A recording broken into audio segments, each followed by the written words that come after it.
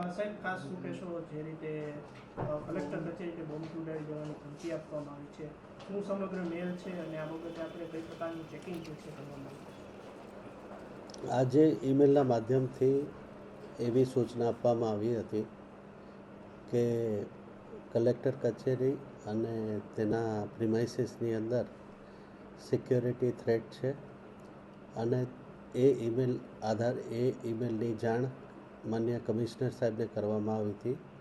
કમિશનરશ્રીની team અને bomb disposal squad SOG દ્વારા સમગ્ર કલેક્ટર કચેરીનું ફ્રેસ્કિંગ કરવામાં આવ્યું છે અને કોઈ ડિટોનેટર કે અન્ય કોઈ વસ્તુ થ્રેટવાળી વસ્તુ મળી આવેલ નથી. આ અંગેની જે ઈમેલ આઈડીથી ઈમેલ આવ્યો છે એની તપાસણી ચાલુ છે. સર, શું નામથી મેલ આવ્યો હતો? એ ક્લાસિફાઈડ ઇન્ફોર્મેશન છે, અત્યારે નહીં આપી શકીએ. સર, વડી કચેરીથી જાણ કરવામાં આવી? ક્યાંથી કરવામાં? ઈમેલ ડાયરેક્ટ અમારી ઓફિસે મળ્યો હતો અને પ્રથમ માહિતી અમને જ મળી છે.